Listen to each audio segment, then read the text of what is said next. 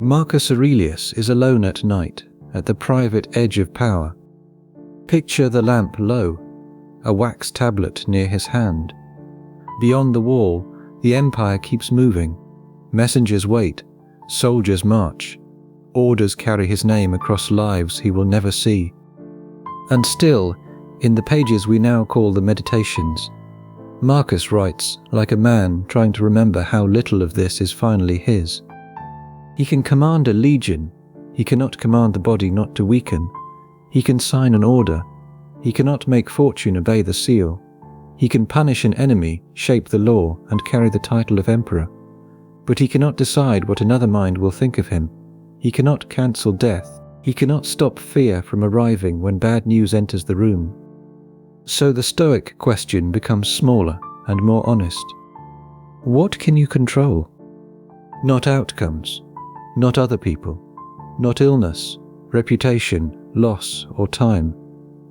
The older Stoic answer begins in the narrow space between what appears to us and what we choose to believe, pursue, refuse, or endure. By the end of tonight, we will have followed that narrow place honestly, and stayed with what remains when control stops being a fantasy. If you enjoy thinking through questions like this with us, subscribing helps others find them too. Sharing the video helps even more. Let's begin. Look first at the room, not the doctrine. A man with imperial power sits beside a small flame and writes reminders to himself. We can picture the seal on the table, the folded reports, the servant waiting outside the door. None of those things makes the room feel secure, and they make it stranger, and Marcus is surrounded by instruments of command. Yet the page turns inward, toward judgment and patience, with anger never far away.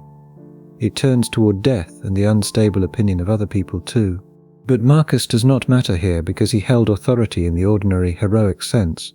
He matters because his power makes the question harder to avoid. If control meant only influence or command, the Roman emperor would have had an answer most people lack. If it meant access to force, he would have had that too. He could move soldiers and name governors, and he could punish and reward. He could delay an order or send it, and we should not flatten that, and external power was real. The contradiction begins because real external power still leaves the core human exposures untouched. And we need the private nature of the Meditations to stay in view. Marcus was not writing a public manual, and he was not composing advice for ambitious readers. He was rehearsing exercises for himself, often in Greek, in a form closer to spiritual practice than polished doctrine. We are hearing a mind speak back to itself, and that matters because private reminders have a different texture from public teaching. They reveal what a person fears forgetting. So what does Marcus fear forgetting?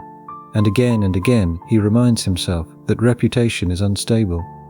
He reminds himself that anger begins in judgment and that death is close. He reminds himself that the body is fragile and that other people act from ignorance. Only the present act of the ruling faculty can be held with any firmness.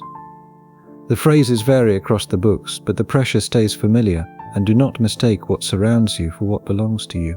Do not let office masquerade as ownership, and the world may answer your order without becoming yours.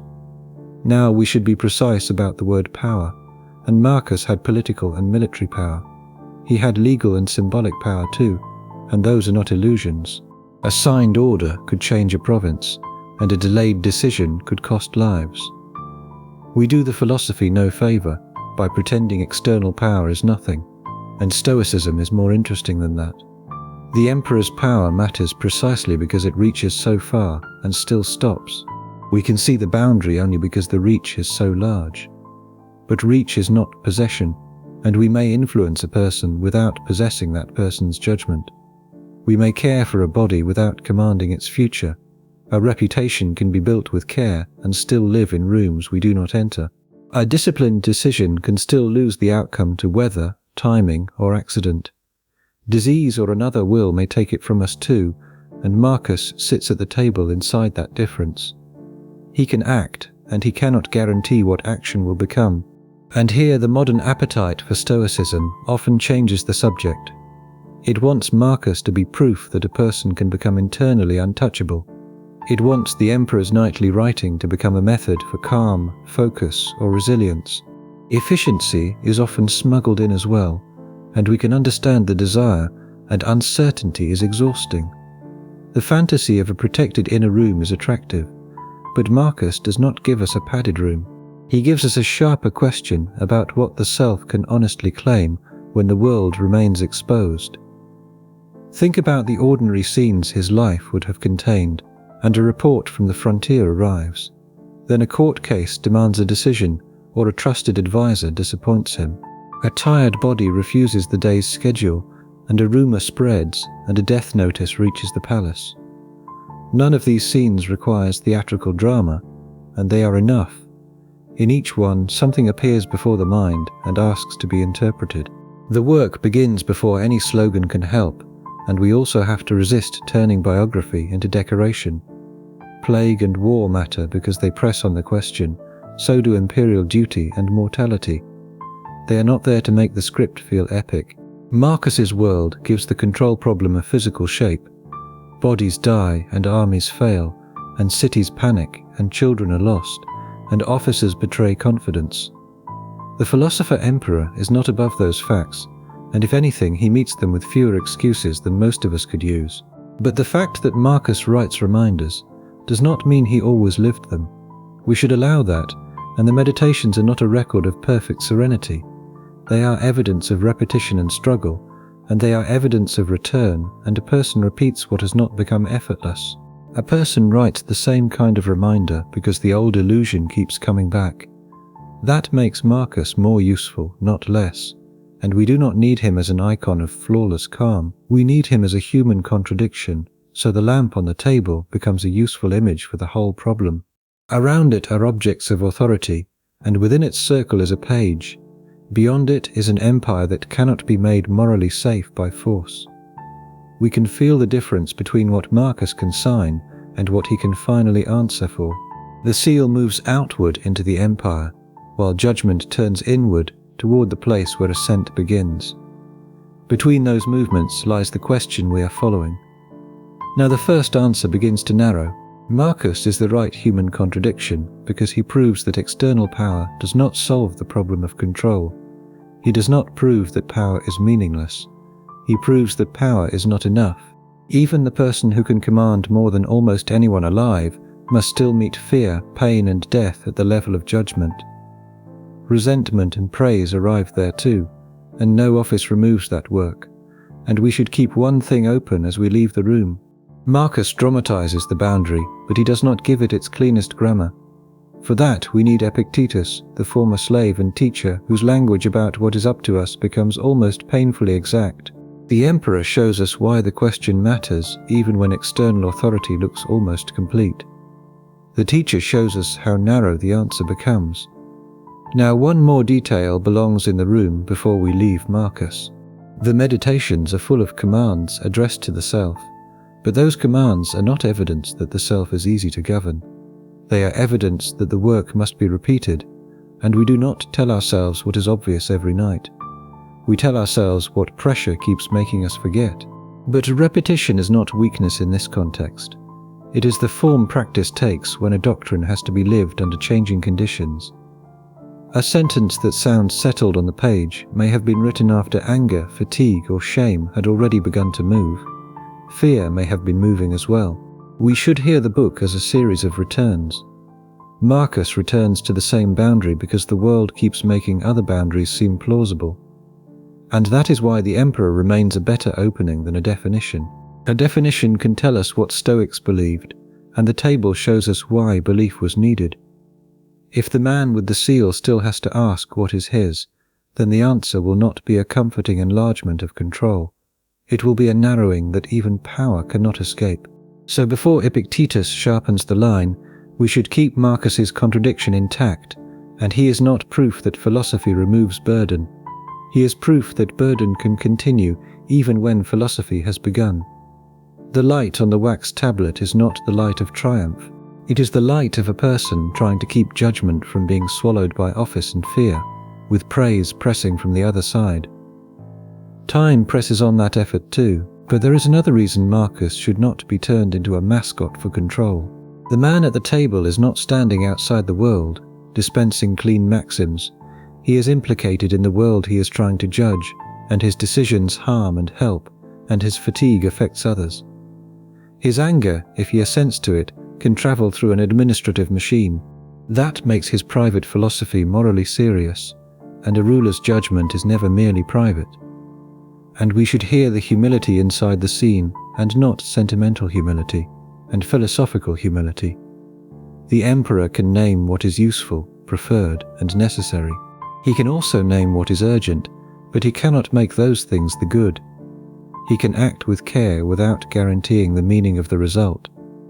So the table is not an escape from power, and it is the place where power is put under examination. And notice how the room changes when we stop admiring power and start listening for need. Marcus is not asking how to become impressive. He is asking how not to be carried away by the very things that make him impressive to others. We can feel the reversal. The emperor's problem is not lack of force. It is the danger that force will persuade him he owns more than any human being can own. So the first scene gives us a rule for the whole inquiry. Whenever control sounds large, bring it back to the table. Ask what can still be held when the seal, the title, and the audience stop obeying. Ask again when the body stops obeying too. Picture a line drawn across the floor, and on one side, Epictetus places judgment and desire. He also places impulse, aversion, and the moral direction of the person there. On the other, he places the body and property, and reputation and office stand there too. Office and the outcomes of action belong there too. The first line of the Enchiridion is famous because it sounds simple. Some things are up to us and some are not, but the danger is hearing it too quickly. Now the first thing we should notice is who is drawing the line. Epictetus was not an emperor, and he had been enslaved. Later, as a teacher, his words were preserved through Arrian's notes rather than through a treatise he polished for publication. That does not make his philosophy more authentic by suffering alone. We should avoid that easy romance, but it does give the boundary a different pressure. A person who knows dependency from the inside is not likely to confuse social power with final ownership. But what does he place inside the boundary, and not wealth or the body, and not social standing? Not even office, which for a Roman could mean rank and duty, and honor and public identity came with office too. Epictetus places inside the boundary the things that belong to moral agency, and there is how we judge and what we assent to. There is also the direction we give to pursuit, refusal, and action. The boundary is not the border of the skull, and it is the border of accountable judgment, and that difference matters. Modern readers often translate the line into a simple contrast between outside events and inside feelings. Outside is uncontrollable, and inside is controllable, and the ancient claim is not that clean. Feelings can arise before reflection, and images can strike the mind. Fear can arrive before we invite it, and habit can pull faster than thought. Epictetus is not saying every inner event is under command, and he is asking where responsibility begins once an appearance has arrived. So the useful word here is not control in the broad modern sense. It is agency. More specifically, it is the faculty Epictetus calls proheresis, a word we should not overload. We can hear it as the accountable center of choice. It is the part of a person that can examine an impression and give direction to desire or refusal. It gives direction to action too, and not the whole inner weather, not every tremor of the nervous system and the place where the person answers. Look at how severe the line becomes, and your body is not fully up to you. Neither are your possessions, reputation, or office, and the success of your plan is not fully up to you either. We may influence these things, sometimes strongly, and we can train and save. We can speak carefully, vote and govern, and we can apologize, prepare and repair. And Epictetus still refuses to call them ours in the decisive sense. But refusal does not mean contempt, and the body matters. A home and a good name matter, and safety matters too, and we do not have to pretend otherwise. The Stoic claim is about the highest good, not about ordinary human preference. If a fever comes, it is naturally dispreferred, and if a friend is faithful, that is naturally preferred. The question is whether virtue, the condition of the person's moral life, depends on these externals being secured. Epictetus says no, and many of us will feel how hard that no is. And Marcus, reading and practicing within this tradition, gives the line a lived form. As emperor, he cannot shrug at externals, and he must govern and protect cities. He must answer real petitions from real people, and we should not imagine him using Epictetus as permission to detach from duty. The Stoic boundary does not erase action, and it changes what action claims. We act because action belongs to us in its intention and discipline, and we do not act because outcomes are guaranteed. Think of a doctor in a plague city, and the doctor's care matters, skill and courage matter, and attentiveness matters too, yet the patient may die. If the outcome alone defines the doctor's moral life, then fortune owns the doctor completely. Stoicism tries to prevent that. It says the quality of action can be judged without pretending the result was commendable. We may find that austere. We should at least see why it was not passivity. Now we can hear the first line of Epictetus more slowly. Some things are up to us, and that does not mean many things. It means the accountable use of impressions, and some things are not up to us. That does not mean they are irrelevant. It means they cannot be made the foundation of a good life without handing the foundation over to chance. The doctrine is not generous, and it is protective in a narrow and demanding way. But there is a troubling edge here, and if we say judgment is ours, do we blame people for every disturbance? Do we turn pain into moral failure? And we should not. And the Stoics distinguish the first arrival of an impression from the assent that follows. A person can be struck before any reflective judgment has been formed. They can be shaken or startled first, and a person may also be wounded or overwhelmed first. The boundary of agency cannot be used as a weapon against the vulnerable without betraying its own seriousness.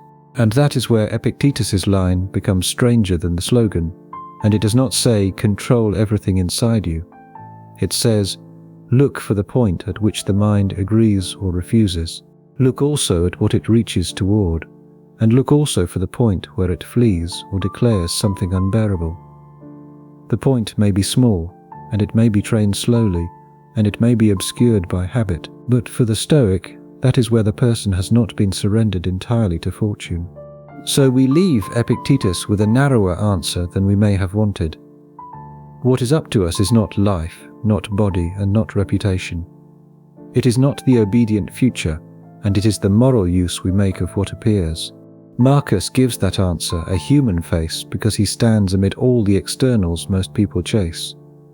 Epictetus gives it form because he will not let us confuse influence with possession. Now the next pressure arrives, and if judgment is the inner boundary, what happens before judgment? Before the mind says yes or no, something has already appeared. The Stoic account of control depends on that earlier moment, the impression that arrives before we have chosen what to make of it.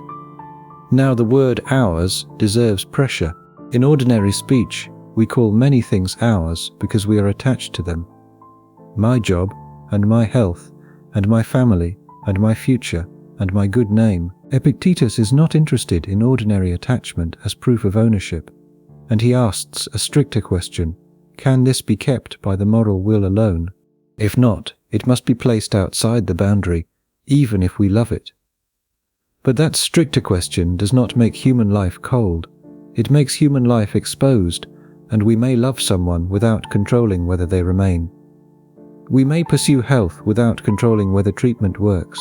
Justice can be served without being guaranteed victory, and the Stoic line does not erase the effort.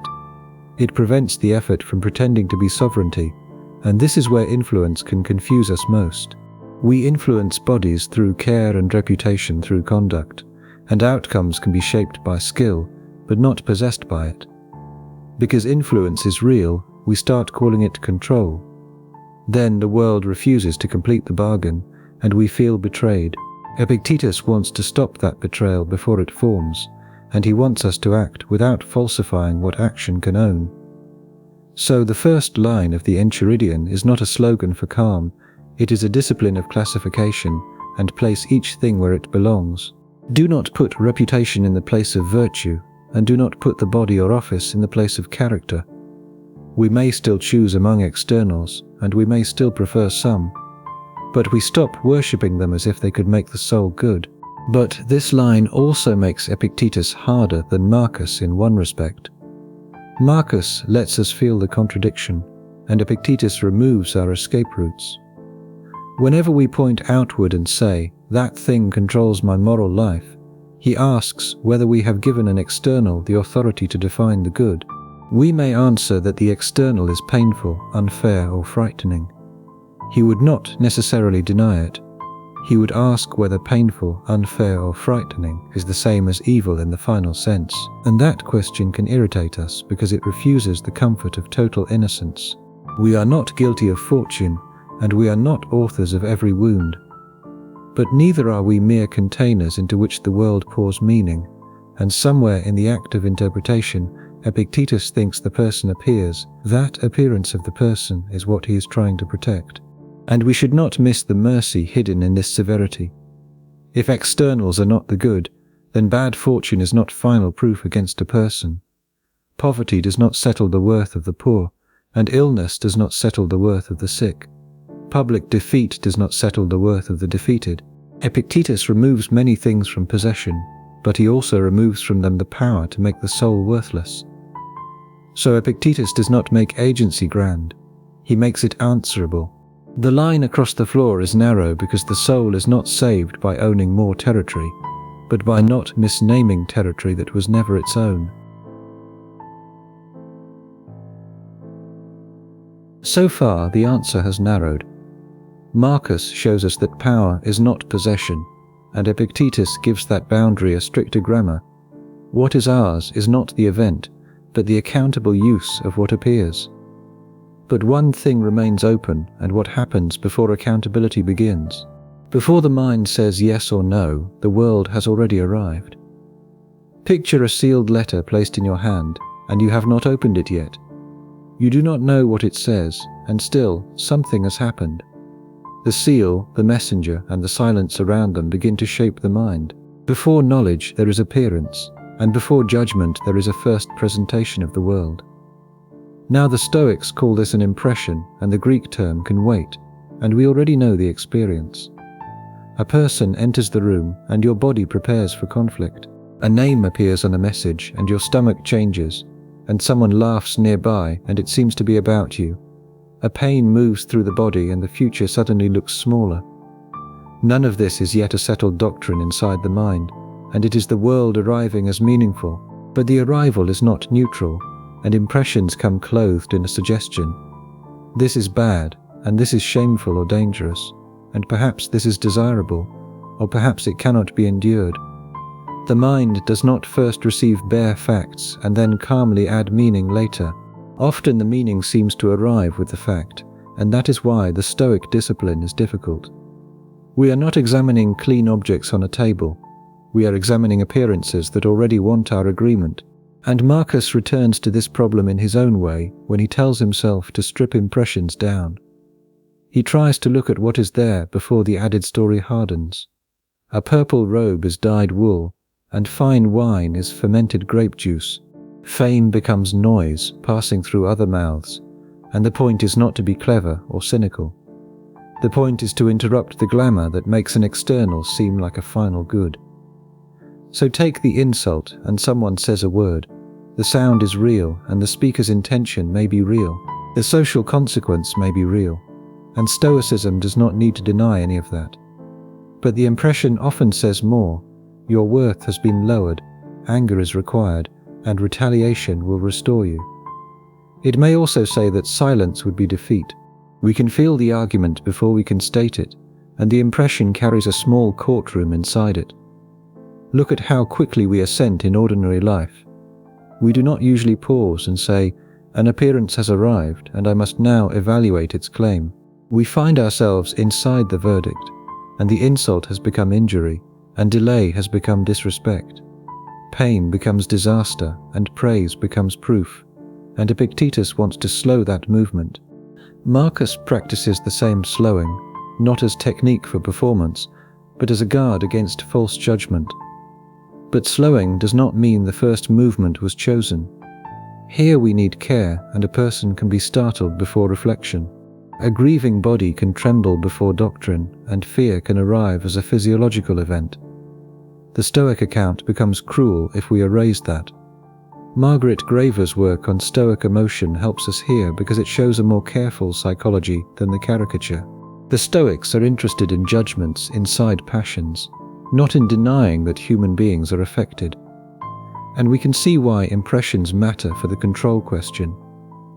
If the first thing inside us is not fully ours, then control cannot mean everything internal. The boundary moves again, and it is not external versus internal, it is appearance versus assent, and the mind is touched before it answers, and that makes the answer smaller but also more honest. We do not begin as sovereigns over a silent kingdom, and we begin as receivers. Think of Marcus receiving news from the frontier. The report may say that a line has broken, that a commander has failed, that disease has entered a camp. Before policy comes the impression, danger and blame with urgency pressing behind them. Perhaps anger arrives with it, and as emperor he must act quickly. As Stoic, he must not let the first pressure define the whole field, and the report contains facts. The impression offers a story about what those facts mean for the soul. Now we should not pretend this is easy, and the training of impressions is not a single mental move. It is repetition and vocabulary, attention under pressure, and memory under pressure too. Marcus writes because he expects to forget, and Epictetus teaches because students do not naturally keep the boundary clear. We should hear the practice as slow education of response, not as instant command. The mind learns to ask whether the appearance deserves assent, but the practice also changes what we mean by harm. For many Stoics, the worst harm is not pain or poverty considered by themselves. Insult considered by itself is not deepest harm either, and death considered by itself is not the deepest harm either. The worst harm is the corruption of judgment, the surrender of the moral faculty to false goods and false evils. That claim can sound severe to modern ears, and it is severe, yet it explains why they cared so much about the moment before agreement. The soul is shaped by what it consents to call good or evil. And here Marcus becomes especially human, and he does not write as someone beyond impressions. He writes as someone repeatedly visited by them, irritation at other people and anxiety about duties, and bodily weakness and hunger for rest, the pull of reputation and the nearness of death. The meditations make sense only if these appearances keep returning, and the discipline is not absence of impression. It is the attempt not to become merely the echo of whatever appears. So the letter remains in the hand for one more breath, not forever, and life requires action, and the messenger cannot wait all night. But that breath matters. In that pause, the appearance has not yet become law. The Stoic boundary begins to look less like a fortress and more like a doorway, a small place between being struck and saying yes. Now we have reached the decisive word, and assent is the mind's yes, and it is the movement by which an impression becomes a judgment. Then judgment begins to guide desire, fear and speech, and it guides action too. The next question is whether that small door is genuinely where Stoic control lives. Now impressions are also social. We inherit many of them before we begin to think. A culture teaches us that status is safety, that humiliation is unbearable, and that wealth proves worth. It teaches that illness is failure. It teaches that public success means the self has been justified. When such impressions arrive, they feel personal, but they often carry the voice of a whole world. Stoic practice has to notice not only the event, but the training that made the event appear as it does. But Marcus cannot just step outside his culture, and neither can we. He lives inside Roman honor, hierarchy, and masculinity, and he lives inside duty and public role too. Those values shape what appears admirable or shameful. Which means the Stoic exercise of stripping impressions down is also a quiet rebellion against inherited valuation. It asks whether the thing society calls great is good, and whether the thing society calls disgraceful has touched the moral center at all. And the exercise is not merely negative. Once a false appearance is weakened, attention can return to what the situation asks. If an insult is not a wound to the good, perhaps it asks for correction or silence. Perhaps it asks for humor, distance, or justice. And if illness is not moral ruin, perhaps it asks for care and patience. If praise is not proof of worth, perhaps it can be received without slavery. Removing false judgment does not empty the world, and it makes action less confused. So the impression before judgment is the place where philosophy becomes practical without becoming self-help. It is practical because it changes how life is met. It is not self-help because the aim is not comfort, success, or personal branding. The aim is truth in the act of receiving the world. We ask what the appearance claims and whether that claim deserves a yes. But there is another layer, and impressions do not only tell us that something is good or bad, they also tell us how urgent the judgment must be. Anger says decide now, and fear says flee now, and desire says reach now, and shame says hide now. The pressure of immediacy is part of the impression's power. Stoic practice often begins by questioning the hurry. And must I agree this quickly? And must the first story become the final story? And Marcus's writing is full of this slowed time. A private note creates a space between pressure and response, and the page does not change the world outside. It changes the speed at which the appearance becomes law inside. We can feel why that would matter to a person whose rushed judgments could become orders. Philosophy lengthens the interval in which responsibility can breathe. And this makes attention morally charged, and to notice an impression is already to interrupt its claim to automatic rule. We do not have to win a dramatic battle each time. Sometimes the work is only to say, this is how the event appears right now. That small sentence can loosen the fusion between fact and meaning. It lets us see the appearance as something presented to judgment, not identical with judgment itself. So the first task is descriptive before it is heroic. What has appeared, and what story came with it, and what does it want me to believe? We cannot examine what we have not first learnt to name. Picture a stylus held just above wax. The mark has not been made yet. The hand is close enough that movement feels almost inevitable, but the surface is still uncut. That is the image we need for Assent, and not a grand command over life, and not a heroic inner victory, a small act of agreement before the mark becomes part of the page. Now Assent sounds abstract until we connect it to ordinary experience. An impression says, this insult has harmed me, and Assent is the mind saying, yes, that is true. An impression says, this pain makes life unbearable, and Assent says, yes, unbearable. An impression says, praise has proved my worth, and Assent says, yes, proved. Once the yes has been given, the rest of the person begins to move around it. Anger and fear follow the judgment, and desire and action follow it too. But the Stoics do not think every yes is equally reflective. Habit says yes quickly, and pride and fear say yes quickly too, and fatigue says yes before we notice the question. So when Epictetus and Marcus care about Assent, they are not imagining a courtroom where every impression receives a long hearing. They are trying to train the mind so that some space appears where there was only reflex. We can call it a pause, but it is more than delay in the ordinary sense of waiting. It is the recovery of agency. And Marcus's repeated exercises make sense in that light. He tells himself that disturbance comes not only from things, but from the judgment added to things. We must say this carefully, and he is not claiming that the world does nothing to us. Pain and loss remain real, and injury and injustice remain real too. He is asking what the mind has declared about them, and the declaration may deepen the wound. It may convert pain into humiliation, loss into cosmic outrage, death into insult. So Assent is not positive thinking, and we should remove that misunderstanding at once. The Stoic does not stare at catastrophe and choose a cheerful label. The Stoic asks whether the impression has made a false claim about the good, and if a body is sick, the body is sick. If a friend has died, the friend has died, and damage to reputation may have practical consequences too. The question is whether these things have destroyed the moral life of the person. Look at the severity of that distinction, and a bad event can be real without being the highest evil. A preferred thing can be lost without virtue being lost with it.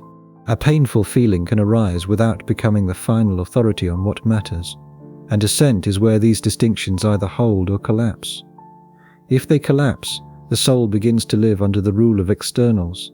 If they hold, the person may still suffer, but not every form of suffering becomes moral defeat. But we should not make the doctrine too clean, and what happens when grief is not a sentence but a wave?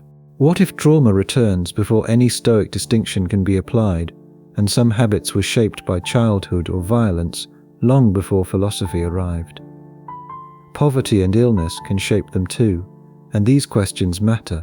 The ancient texts do not give a modern psychology of all these cases, and we should not pretend they do. The Stoic boundary still has force, but it is not the whole story of human pain, and yet the boundary has a force that is hard to dismiss. We know the difference between feeling anger and endorsing anger's whole picture of the world. We can be afraid without deciding that fear sees everything clearly. We can want praise without making praise the measure of existence. Even if the first movement is not chosen, the second movement can sometimes be questioned. That sometimes is the narrow door. Think of Marcus before a person who has insulted him or failed him. His first response may be irritation, and the body prepares a reply, and the mind collects evidence. The imperial role adds danger, because anger backed by power can become policy. Here, assent is not private decoration, and it has public consequence. If Marcus agrees too quickly that insult is injury, or that correction requires domination, other lives may feel the weight of that judgment. Now, the Stoic discipline of assent connects directly to action, and the mind does not merely contemplate impressions. It moves toward or away, and it chooses speech or silence, and it may choose punishment or forgiveness. It may choose endurance or protest, and it may also choose retreat. If assent is careless, action inherits carelessness. If assent is examined, action may still fail, but it is less likely to be owned by the first appearance. That is why the small door matters, and the whole life can pass through it. But the word control still misleads us. Assent is not control over the event. It is not control over the first sensation, or over what other people will do with our response. It is control, if we keep the word at all, over whether we lend ourselves to a judgment. Even that control is trained, fragile, and incomplete in ordinary human beings. The Stoic sage may be perfectly free, and the rest of us are practicing, and we should notice how this preserves responsibility without pretending omnipotence. We are not responsible for everything that happens, or for every feeling that arrives. In the Stoic account, we are responsible for examination where examination becomes possible. That is a modest sentence compared with the slogans, and it is also far more serious. So the stylus still hovers above the wax. The mark is small, but once made it changes the surface. Assent is the place where appearance becomes judgment, and judgment begins to shape a life. The Stoic answer is now narrower than life, narrower than emotion, narrower than inner weather. It is the disciplined yes or no at the threshold of meaning. Now the threshold meets something harder, and a body hurts before doctrine can speak, and fever and age change the terms of the day without permission. If the body is not fully ours, then Stoic control excludes one of the things we most naturally call ourselves.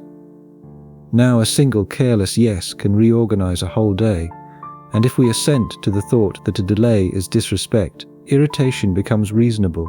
If pain becomes proof that life has turned against us, despair receives evidence, and if applause becomes the measure of worth, dependence begins to look like happiness. Assent is small only in size, and in consequence it can become enormous. But the yes can also be quiet, and we do not always hear ourselves give it. We find ourselves already defending a story, and that is why training matters. Philosophy, for the Stoics, is not mainly the possession of interesting propositions. It is the formation of a person who can notice the story before the story becomes the self. We can see why Hadot describes ancient philosophy as a way of life. The doctrine is lived at the threshold, and this threshold is where responsibility becomes bearable. And if we were responsible for every event, responsibility would be monstrous. If we were responsible for nothing after an impression arrives, agency would disappear. Stoicism tries to stand between those extremes, and we are answerable where we can examine or refuse. We are answerable where endorsement and dry direction become possible too. That is not a complete theory of every human condition, and it is a disciplined starting point. So assent is the small door because it does not control the house, the street, or the weather. It does not control the stranger approaching either. It controls, when it controls anything, the permission by which an appearance enters the governing part of the soul as truth. Even there, practice is imperfect, and Marcus's own nightly repetition shows us that the work keeps returning. The door has to be guarded again because it was opened too quickly before, but assent can also be collective, and a whole court can assent to ambition. A whole army can assent to panic, and a culture can assent to fame as if fame were the good. So Marcus's private exercise sits against public currents, and he is not merely checking personal irritation. He is checking the values of an imperial world that constantly tells him office, victory, and reputation are ultimate. It tells him command is ultimate too. The small door opens inside a very loud house, and that helps explain why Stoicism required daily work, and the world keeps offering impressions with social force behind them. It tells us what to fear and what to crave, and we absorb those claims before we can refute them. Assent is never only a clean individual choice made in silence. It is often the point where a person either repeats the world's false valuations or begins, slowly, to refuse them. And assent is also why Stoicism cannot be reduced to endurance. Endurance may be noble, but it may also be stubbornness or fear. Pride can hide inside it too, and it may also be numb performance. And the Stoic question is what judgment organizes the endurance. Are we enduring because duty asks it, because truth asks it, or because love asks it? Or are we enduring because vanity wants to look strong? The same outward stillness can hide very different inner agreements. So assent is small only if we measure it by spectacle. Measured by the life that follows from it, assent is one of the least spectacular and most consequential acts a person performs. Imagine Marcus waking with a body that refuses the day. The empire has not paused, and petitions and reports still wait. The public image of command still requires composure, but the body brings its own message, fatigue and pain. It brings fever, age, and the dull resistance of flesh. Before any philosophy begins, the body has already interrupted the fantasy of command. Now Stoicism makes a claim here that can feel almost offensive at first, and the body is not fully up to us. Epictetus includes it among the things exposed to forces beyond our moral choice. He is not saying the body is irrelevant or that care is pointless. He is saying that the body cannot be possessed in the way judgment can be possessed, if judgment can be possessed at all. The body belongs partly to nature and time, and accident has a claim on it too. It belongs partly to inheritance and disease too, but we need to hear the phrase not fully. We can feed the body and rest it, we can train it, seek medicine and avoid some dangers, and we can attend to pain too. Stoicism does not require negligence, and Marcus still needed physicians, and soldiers needed treatment, and a sick child still mattered. The claim is not that the body lies outside all influence, and the claim is that influence never becomes final command. We can care for the body and still watch it fail. And that failure mattered in Marcus's world, and the Antonine Plague moved through the empire during his reign. War carried wounds and exhaustion, and it carried infection, cold, and hunger too. Travel was hard, and age did not consult rank, and the imperial title did not make the body obedient. A fever in the palace and a fever in a hut were not socially equal in their surrounding comforts, but both revealed something power could not abolish. So the body becomes a test of the Stoic hierarchy. Health is naturally preferred, and pain is naturally dispreferred, and only a caricature would say otherwise. But the highest good for Stoicism cannot be health, because health is too vulnerable to luck. If goodness depends on a body that fortune can take, then goodness is hostage. The Stoics want the moral life to stand somewhere else, and we may admire that, and we may also feel how costly it is. Look at pain in particular, and pain presses on attention and shrinks the world, and it makes doctrine feel thin. A person in pain does not need to be told that pain is an indifferent, as if the word removes the pressure. Better to say this: Stoicism tries to keep pain from becoming a total metaphysics. Pain is real, and pain is not automatically proof that the good has been destroyed. That distinction may be small in the moment. It is still the distinction that tradition guards, but the danger of cruelty returns here. If we speak carelessly, we turn Stoicism into accusation, and you are sick because you failed to judge properly. You are overwhelmed because you did not assent well enough, and that is not a serious reading, and the body can overwhelm. The nervous system can flood the room before reflection has entered. A Stoic can say the moral center is not identical with pain, without denying that pain can dominate experience. And Marcus's private writing shows that bodily weakness was not beneath philosophical attention, and he tells himself to rise for human work. He reminds himself that the body is a mixture of elements, breath and blood. It is bone and passing matter too, and these lines can sound harsh, but they function as exercises against enchantment. The body is intimate, yet not sovereign, and it feels like me, but it is also nature moving through me. Think of an aging hand trying to write. The hand belongs to the person in one sense, and it carries intention into the world. Yet tremor, stiffness, and fatigue can interrupt that intention. Injury can interrupt it too, and the Stoic boundary appears in the gap. The hand may not obey, and the judgment about what obedience or failure means remains the contested place. We do not control the hand absolutely.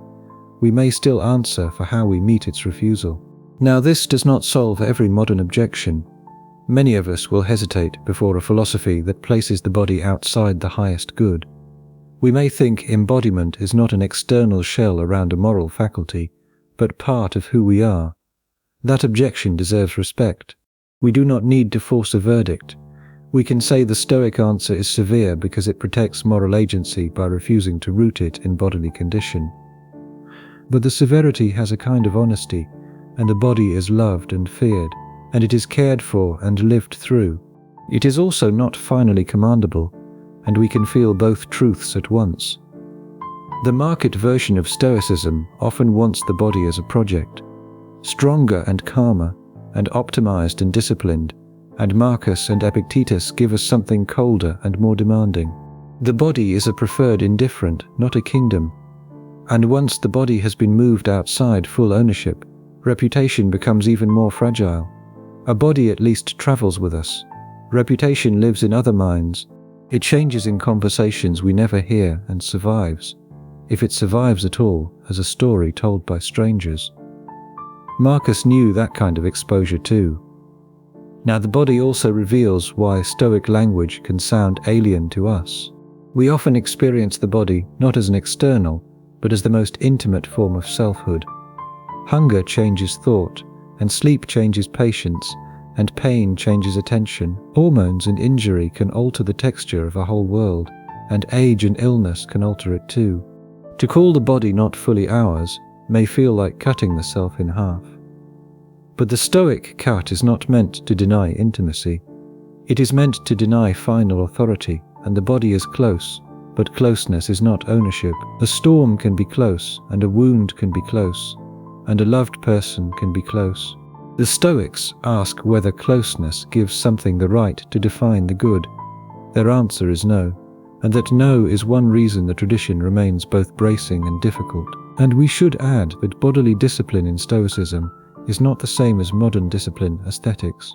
The aim is not to sculpt the body into proof of will. The aim is to keep bodily fortune from becoming the ruler of judgment, and a strong body can make a person vain. A weak body can make a person wise, and/or the reverse can happen. The body's condition does not settle the moral question. So when Marcus writes about flesh and breath, he is not trying to hate the body. Bones belong to the reminder too, and he is trying to see it without enchantment. The emperor's body and the servant's body are made from the same passing materials.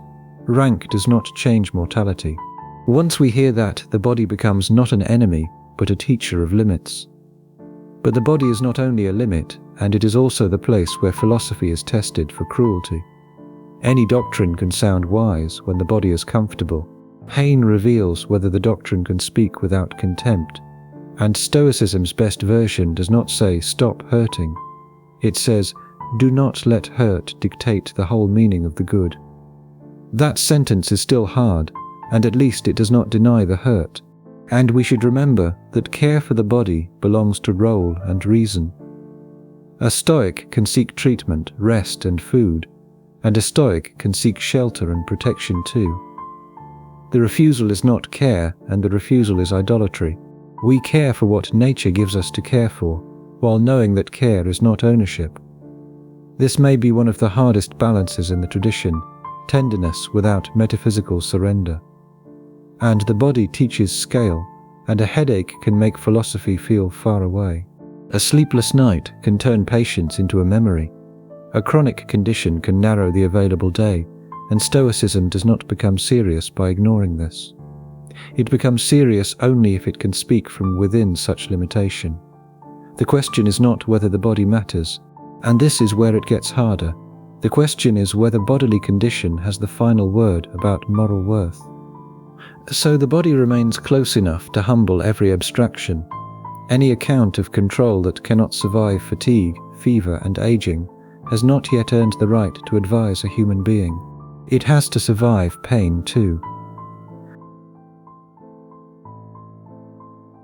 By now, the Stoic answer has excluded more than we may have expected, and the body is close, but not finally commandable. Assent is ours only at the narrow point where an impression can be examined. But one major exposure remains open: the self we seem to possess through our name, our honor, and the way others see us. Picture a crowd in Rome turning its face toward the emperor. Some people admire him, and some fear him, and others know almost nothing and judge anyway. Marcus can appear in public, speak and punish, and he can reward and perform the role of authority too.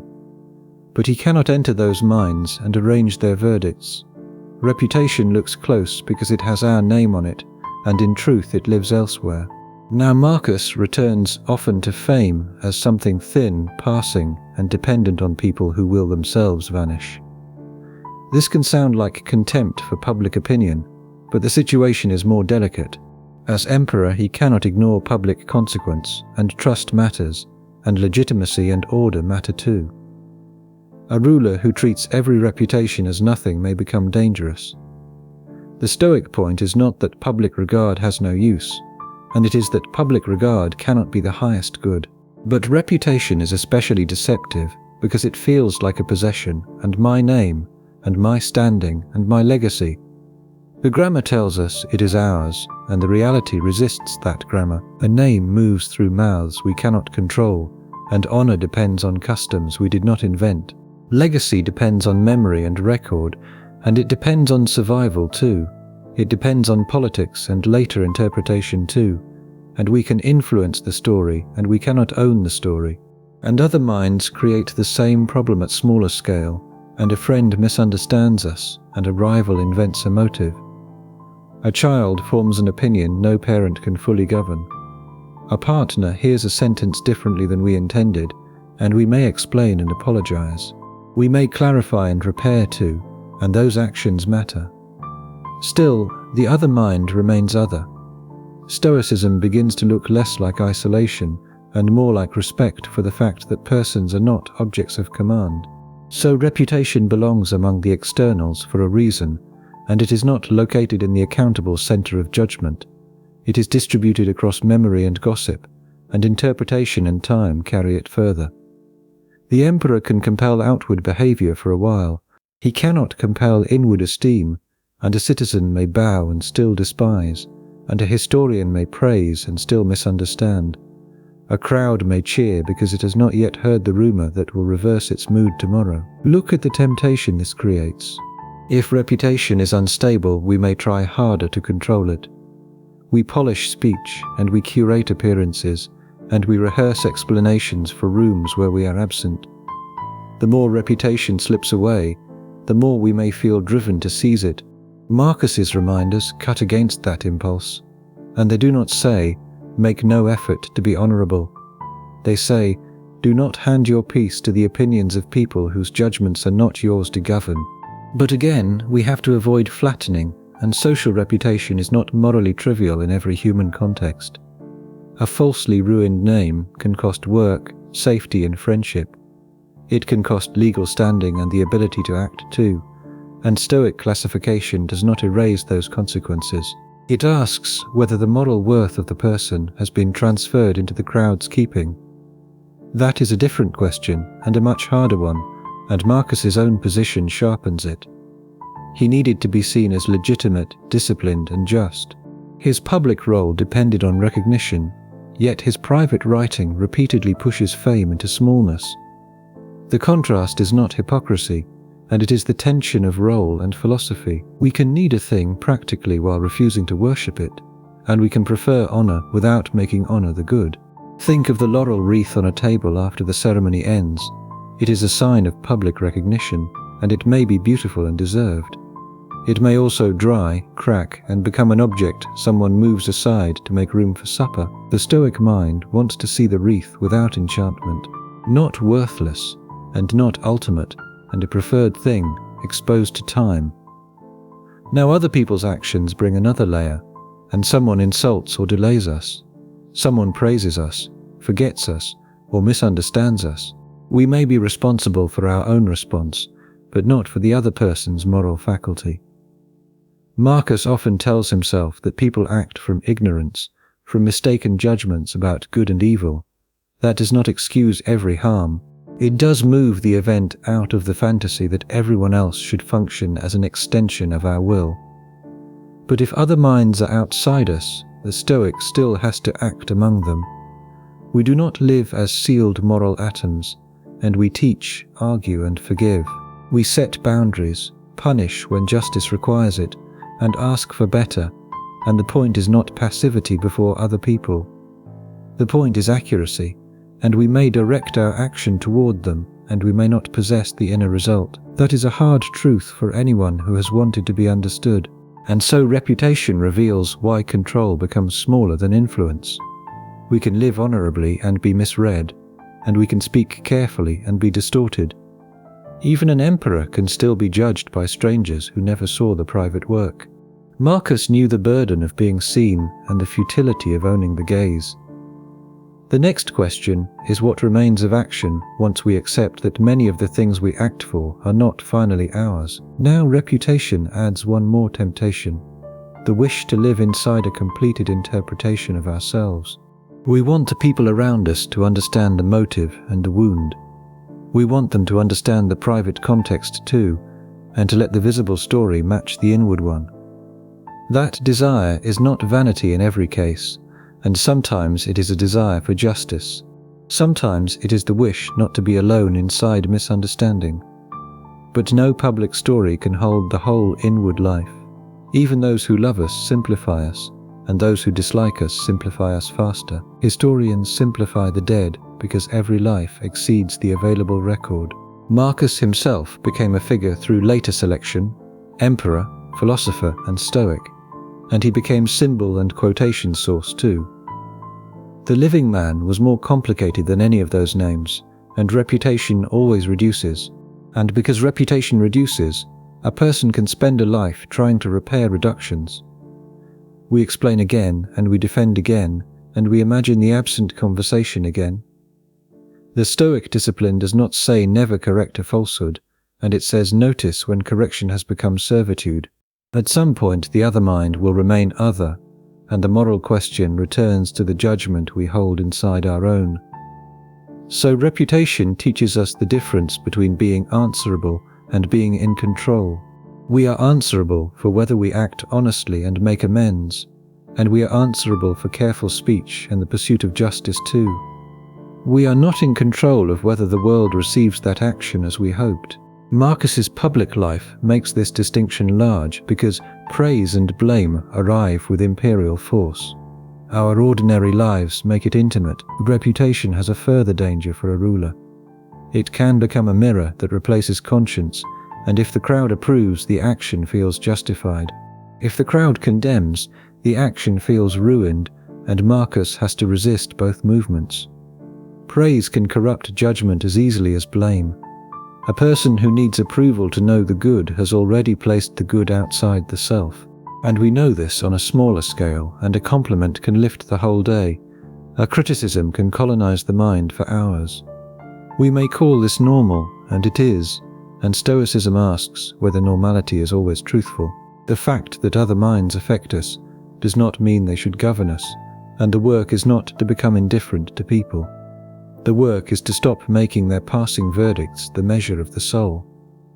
And reputation is especially dangerous because it can imitate conscience. Shame before others can feel like moral insight, and praise can feel like proof. But conscience and audience are not the same thing, and a crowd can condemn what is just and applaud what is corrupt. Marcus needs that distinction because power attracts performance, and we need it because ordinary social life does too. So the other mind remains a limit we meet every day, and we can offer truth and apology, and we can offer affection and justice too. We cannot force them to become the exact meaning another person receives. Imagine Marcus rising from the table in the morning, and the page may have narrowed control, but the day has not disappeared. People still need decisions, and cases and letters still need answers. If Stoicism meant nothing outside the mind mattered, the emperor could stay seated and call withdrawal wisdom. He does not, and the body returns to duty. The narrow boundary must somehow coexist with action.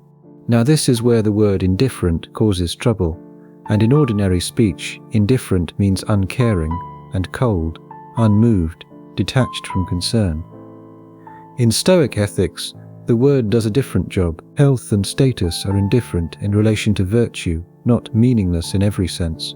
Wealth belongs in that same class, and reputation and even life itself are indifferent in that same strict sense. Some are preferred, and some are dispreferred, and the distinction is easy to state and difficult to feel. But without that distinction, Stoicism collapses into nonsense, and if health were worthless, medicine would be pointless. If friendship or political order were worthless, loyalty and Marcus's duties would become absurd. The Stoics did not think this way. They argued that such things have natural value and practical weight, and they have human weight too, but they do not have the final value that makes a life good or bad in the deepest moral sense.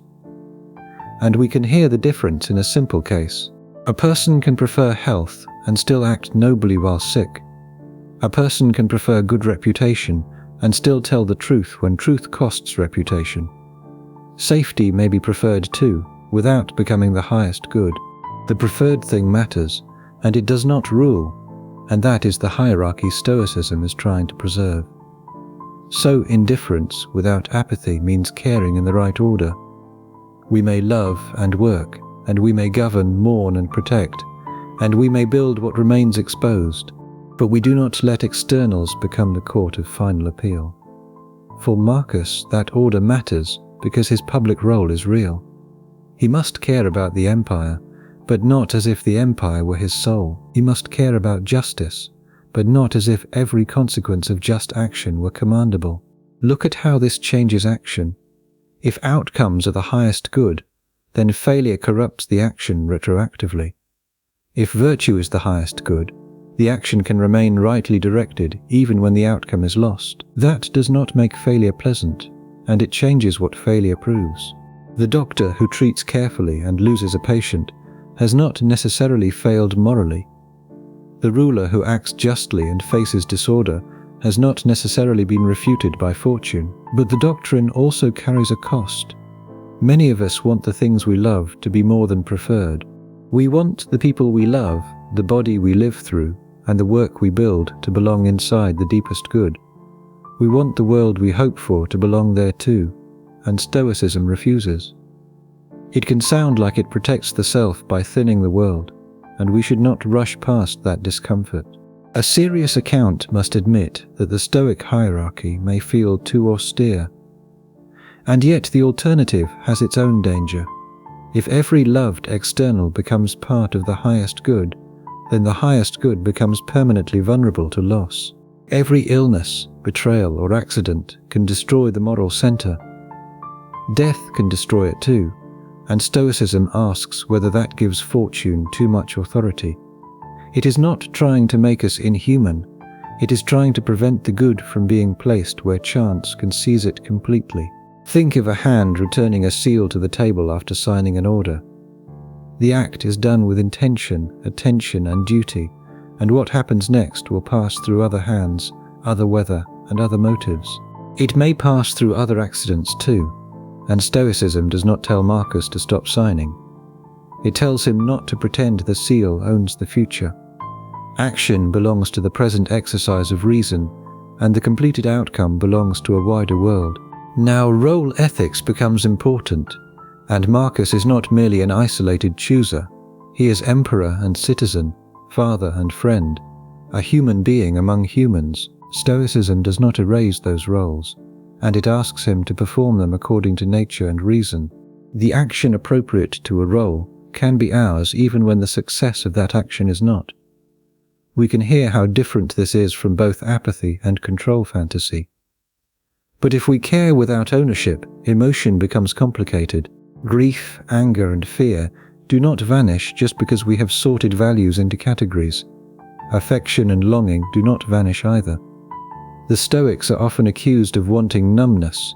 The better question is whether they thought emotions were brute forces to suppress, or judgments to examine and transform. And that is where the next door opens.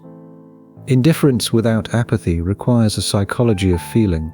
If externals matter naturally but not ultimately, then emotions tied to externals have to be understood with great care. The popular promise of emotional command will not be enough. It may be exactly the promise that misleads us. Now preferred indifference also protects Stoicism from a lazy accusation, and the accusation says Stoics did not care. The better reading is that Stoics cared under a hierarchy. They could prefer health, family, and civic order while denying that any of these things made virtue what it is. They could prefer friendship and peace too, and the word preferred carries real weight. The word indifferent carries a stricter one. But hierarchy is emotionally difficult. If I say a friend is not the highest good, do I love less? If Marcus says his office is not the good, does he govern with less seriousness? If health is not virtue, do we become careless about medicine? The Stoic answer is supposed to be no, and proper valuation should make action cleaner, not weaker. We care for what is preferred because nature and role call for care. We do not collapse when the preferred thing cannot be secured. And this is why the doctrine can feel both humane and inhuman in the same breath. Humane because it refuses to make a person's worth depend on luck, and inhuman because it asks love to accept a ranking that love may resist. We should let that tension remain, and Stoicism is not a warm blanket. It is a severe architecture for living among goods that can break. So Marcus's duty is not cancelled by indifference, and it is purified of fantasy, at least in aspiration. He acts for justice because justice belongs to the rational social being, and he protects what can be protected because protection is appropriate. He does not get to demand that the world reward the act with success. That is the difference between care and possession. But preferred indifference also explain why Stoic action can be energetic. If a thing is preferred, we have reason to choose it when choice is available. Health over sickness, and peace over war, and honesty over confusion, and friendship over isolation. The Stoic does not need to float above these selections, and reason itself makes selections within nature. What it refuses is the claim that losing the preferred thing destroys the good, and this refusal may strengthen action rather than weaken it. If the outcome is not the whole good, then fear of failure need not paralyze the act.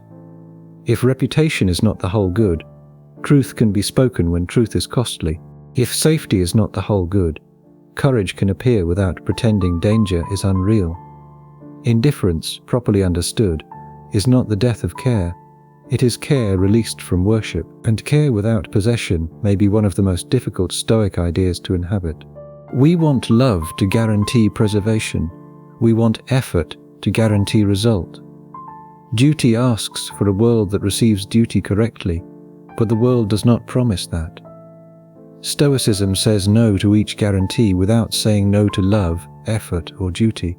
That is why indifference, rightly heard, is not emptiness, and it is a painful discipline of proportion. So the Stoic actor does not choose between caring and understanding limits. The discipline is to do both at once, to care fully, act honestly, and surrender the fantasy of ownership.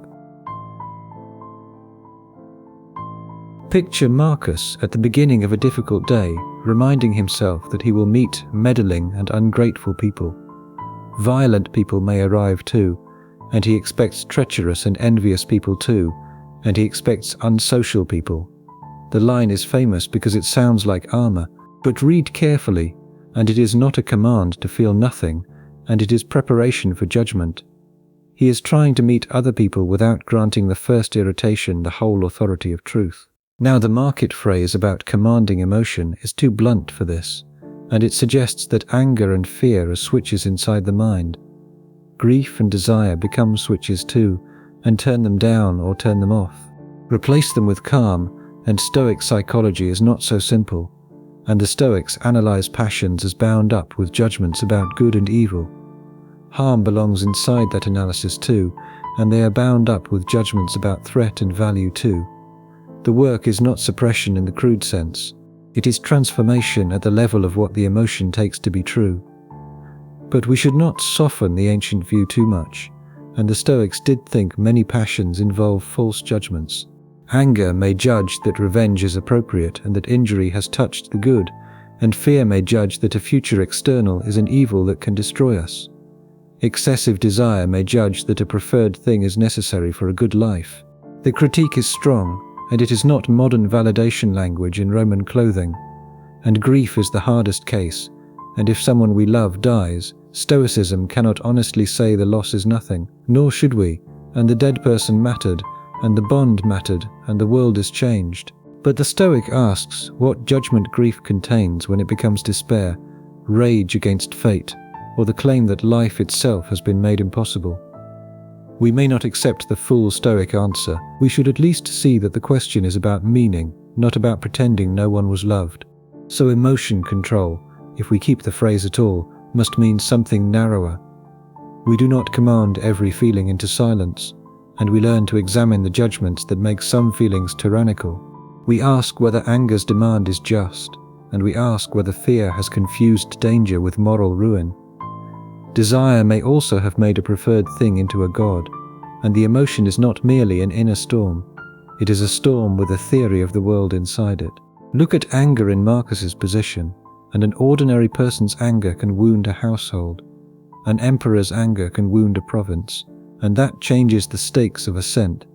If Marcus agrees that insult deserves retaliation, the machinery of power may carry that agreement outward. So Stoicism's discipline of emotion is not private mood management, and it was never meant to be. It is moral and political restraint at the point where judgment becomes action. But the Stoics also recognize better forms of affect. The tradition speaks of rational joy and caution, often called good emotions in contrast with passions. It speaks of wish as well, and we do not need to dwell on the Greek terms. The important point is that Stoicism is not blankness. It does not imagine the ideal person as stone, and it imagines feeling reordered by true judgment. That claim remains contestable, but it is not the same as numbness. And here many modern versions betray the doctrine by making calm the product, and calm becomes the thing sold, measured and displayed, and it becomes admired too. Ancient Stoicism is not so impressed by calm if calm rests on false judgment. A person may be outwardly calm because they are indifferent to justice, or because they have learned social performance, or because they are exhausted. The Stoic question is not how peaceful you appear to the world watching from outside. It is whether your judgments about good and evil are true. Think of fear before battle or illness, and fear may arrive before reflection. The body prepares for harm, and no serious philosophy should deny that. And the Stoic task is to ask what fear says next. Does it say pain is the worst thing, and does it turn death into moral disaster? Does it excuse flight from duty because the body trembles? Assent is again the hinge, and the first movement may not be ours, and the full verdict may still be examined. Now this creates a view of emotional life that asks a great deal of us. It demands that we take responsibility for the meanings we endorse without pretending we authored every sensation. It refuses both self-blame and self-exemption, and we did not choose every impression. We are not free to let every impression rule simply because the first movement arrived unchosen. That middle position is difficult, and it is where serious Stoicism lives. But the psychology depends on a wider picture. Why should we accept loss, death, and fate as belonging to an order rather than merely as brute misfortune? Why should nature be trusted, followed, or aligned with? The ancient Stoics did not detach their ethics from their picture of the cosmos, and modern readers often do, and that difference matters. And so the question of emotion leads beyond psychology, and Marcus is not only training responses, he is trying to see himself as part of a larger order. In that order, nature and fate shape what acceptance means, and reason shapes it too. If we remove that background, the doctrine may still help, but it becomes a different thing. Now we can return to the first movement of emotion with better tools. Anger is not just heat. It often contains the judgment that another person has committed an injury that deserves repayment. Fear is not just trembling, and it often contains the judgment that a coming external will be unbearable. Desire is not just reaching, and it often contains the judgment that something outside us will complete the good. Stoicism works on these judgments, but some emotions may not fit the ancient map neatly. Modern psychology has taught us to think about trauma, nervous systems, and unconscious patterning in ways the Stoics did not possess. It has taught us to think about attachment and mental illness differently too. We should not force all of that into Assent as if the ancient vocabulary solved it. A serious reading can honor Stoic insight while refusing to make it total. And Marcus helps us because his writing is not clinical, and he does not present a theory of every affective state. He writes exercises for meeting anger, irritation, and fear as they press on him. He writes for pain and mortality too, and the value lies partly in that scale. We are not asked to pretend one paragraph can heal every wound. We are asked to notice one judgment more clearly than before, so the better phrase is not control emotions. It is examine the judgments by which emotions claim authority, and sometimes examination will loosen the passion, sometimes it will not, and care or medicine may be needed too, community may be needed as well, and sometimes time and protection are needed as well. Stoicism gives an account of moral assent, not a complete account of human healing. But the emotional doctrine also raises a question about compassion. If passions involve judgments, how do we sit with another person's pain without correcting them into silence? A serious Stoic answer has to begin with role and humanity.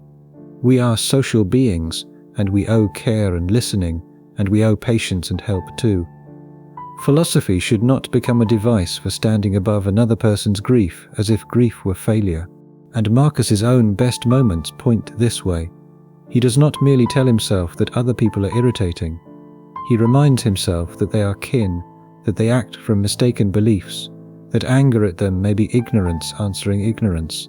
This is not softness in the sentimental sense, and it is an ethical demand. The person who examines passion in himself must not weaponize that examination against others, and emotion shows how easily control language becomes performance. A person can look calm and still be governed by pride. A person can weep and still judge with clarity, and the Stoics care about the judgment, not the theatrical surface.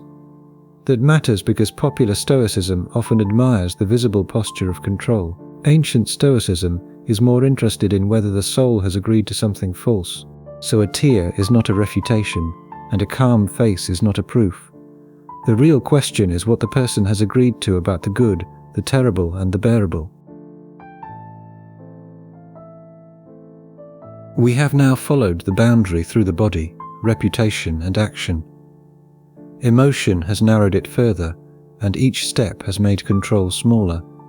The first impression is not ours to command, and neither are another mind or the outcome.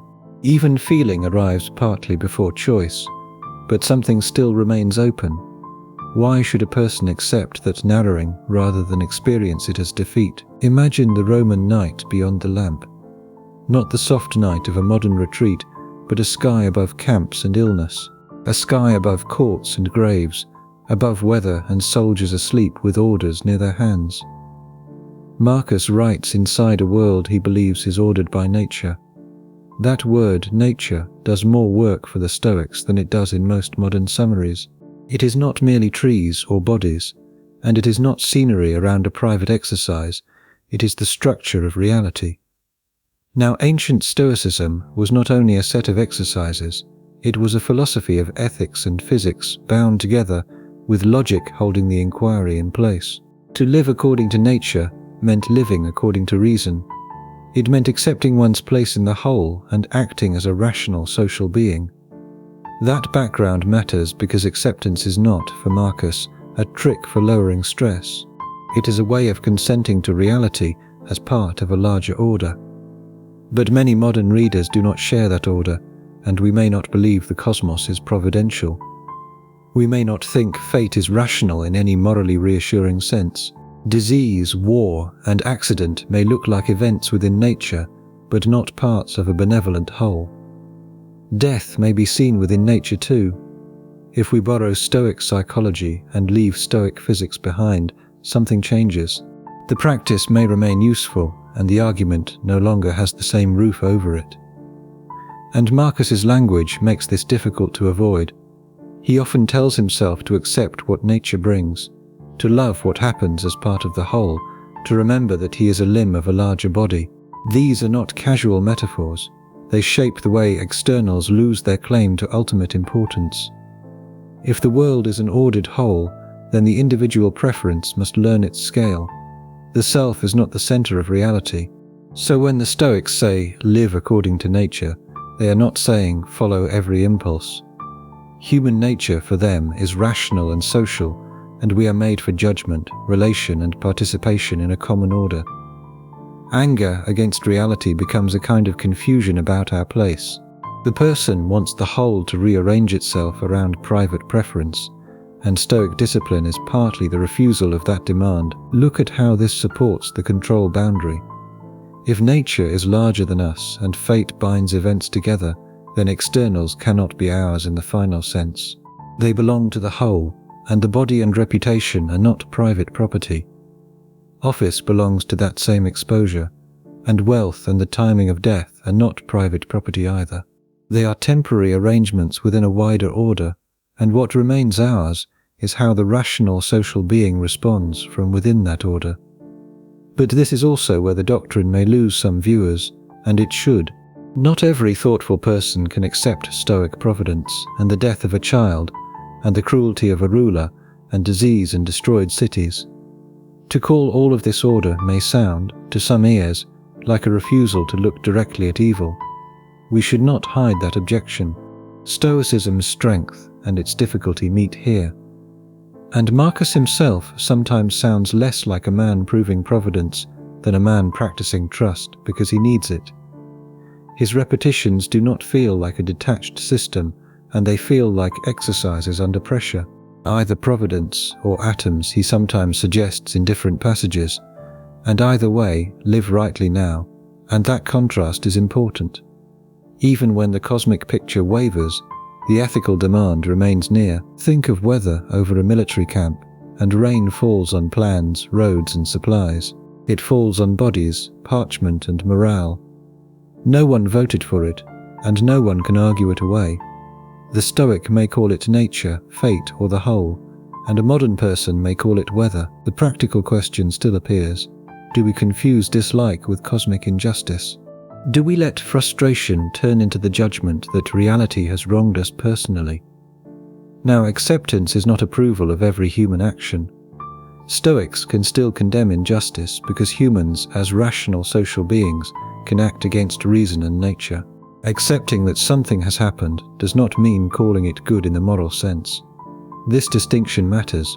Without it, Stoicism becomes quietism. With it, Stoicism can say, meet facts without denial, then act according to role and reason. But if we detach acceptance from metaphysics, the word becomes more fragile.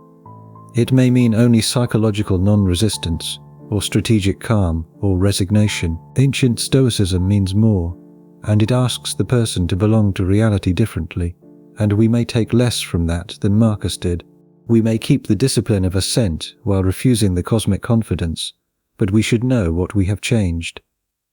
And this brings us to death, and nature and fate are not abstract ideas at the edge of Stoicism. They become concrete in mortality, and the body returns to elements, and fame thins, offices pass on, and the future refuses to be held. Death is where every external announces its final condition, not yours. Now, the ancient cosmic picture can sound distant until we notice how often we smuggle in a rival picture without naming it. We may not believe in providence, but we often act as if reality owes us proportion. Effort should yield reward, and good people should be spared, and time should respect our plans. The world should not interrupt a life at the wrong moment. These expectations are metaphysical, even when secular, and Stoicism challenges them directly, but challenging them does not mean approving whatever happens. A plague is still a plague, and a betrayal is still a betrayal. Injustice remains a failure of human reason and social duty. The Stoic distinction is between accepting the fact that the event has entered reality and endorsing the event as morally good. We need that distinction, or acceptance becomes morally dangerous. And Marcus's nature language often works as a therapy against resentment toward reality itself, and not against action, and not against correction. Against the extra judgment that the whole has personally insulted us by being what it is. Many people will find that move liberating. Others will find it too quick, and both reactions are understandable. The question is whether rage at reality gives us truth, or only another form of bondage. So nature and fate enlarge the setting of control, and the person is not a commander standing outside events. The person is one event among events, one rational animal within a whole, and that may humble the self, and it may also threaten it. Stoicism asks us to live from that humbling without collapsing into despair or passivity. But nature also ties Stoicism to social duty, and to live according to nature is not to retreat into private acceptance. Human beings are, for the Stoics, made for one another, and Marcus repeats this constantly, and the hand does not act against the foot. The rational creature belongs in a community of rational creatures, which means acceptance of fate coexists with responsibility to act justly within fate. And this matters because resignation is always nearby as a misunderstanding, and if everything is fated, why do anything? The Stoic answer is that our actions are themselves part of the order. The doctor treating and the judge deciding, the friend comforting and the ruler restraining anger. And these are not rebellions against nature. They are nature acting through rational beings when those beings act well. And the cosmic background also prevents a purely private Stoicism. If we are parts of a larger whole, then our judgments are not only for our own comfort, they shape how we meet others inside the whole. Acceptance without justice would be incomplete, and justice without acceptance may become rage against limits. Marcus tries, imperfectly, to hold both, consent to reality and service to the human community within it, so the world behind the practice cannot be treated as background decoration. It shapes why acceptance is more than resignation. It shapes why action is more than preference, and why the self is not the measure of the whole.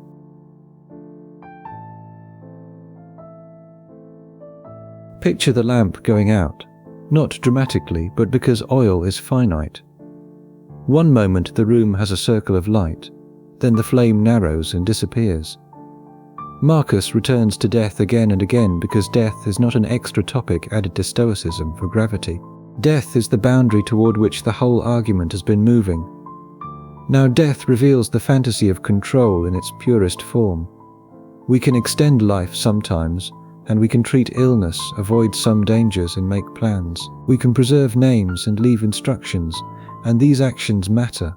Still, death places a limit on the body and the office, and it places a limit on the project too.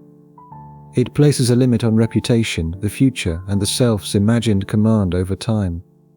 It does not negotiate with power, but Marcus does not use death the way motivational culture often does. He is not saying, remember death so you can maximize the day or achieve more. He is not saying, live with urgency. That would turn mortality into fuel for achievement, and his meditation is colder and quieter. Death strips externals of their glamour because it shows their temporary condition, and fame and pleasure pass through the same narrowing gate. Pain passes through it too, and office and praise follow, and so does complaint. And the thought is not uniquely Marcus's, and Epictetus also treats death as outside what is up to us. What matters is not that death occurs, but what judgment we attach to it. Again, the claim is severe, and many of us will resist it, and death does not feel like a neutral external.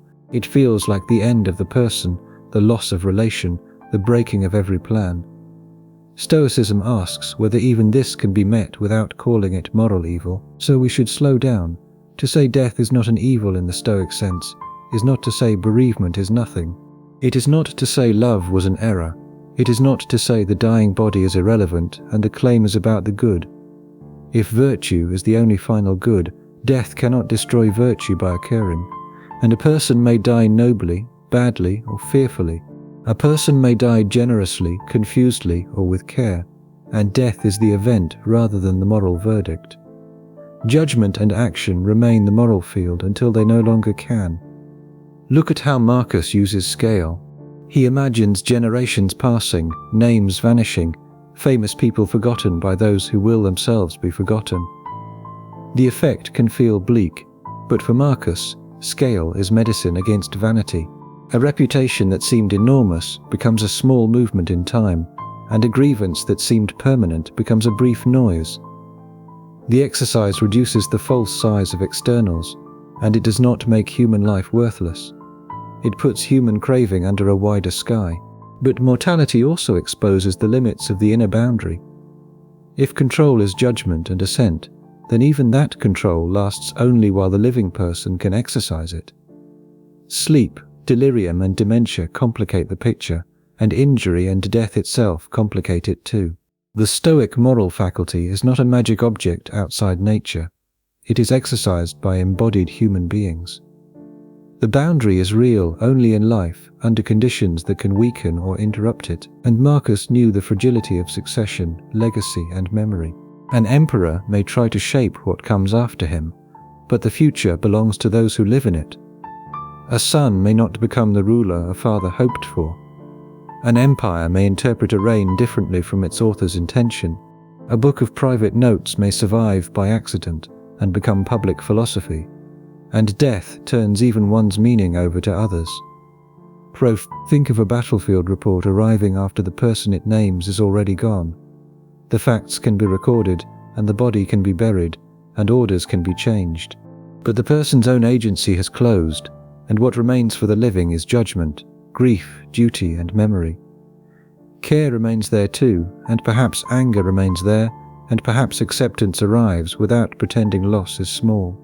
The dead are beyond our command, and the living are not beyond responsibility. Now this is why death clarifies preferred indifference rather than making them vanish from care. Health is preferred because life is the condition for action. Reputation is preferred because social life matters, and time is preferred because projects require duration. But death shows that none of these can be made ultimate. If they were ultimate, the good would be doomed from the beginning. Stoicism refuses that conclusion by placing the good in the way a rational being lives, while life remains. But whether that satisfies us is another matter. Some listeners may feel the Stoic answer is too hard, too proud, too willing to make peace with loss.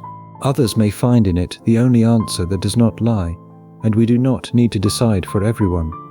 We need to state the boundary honestly, and death does not become controllable. It becomes the final test of whether the good was ever located in what could be taken. And now the modern slogan begins to look exposed. If death remains outside control, and if body remains outside control, what exactly is popular Stoicism selling when it promises mastery. The question sharpens further when reputation remains outside control and impressions arrive before choice. The ancient answer is severe, and the market version is often much smoother. Now, death also changes the meaning of the present. If the future is not owned, the present act becomes more serious, not because we must squeeze experience from it, but because it is the only place where judgment can occur. Marcus repeatedly pulls himself back to the present, not as a mindfulness product, but as a moral boundary. The past has left our hands, and the future has not arrived in a form the will can command. The present judgment is where the work appears, but even the present is not possessed in the way we may wish.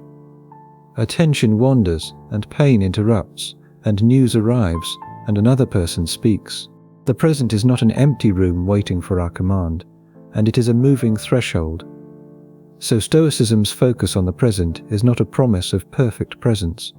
It is a refusal to let regret and anticipation pretend to be fields of action when no action can happen there. And death makes legacy especially uncertain, and Marcus could not choose what later centuries would make of him.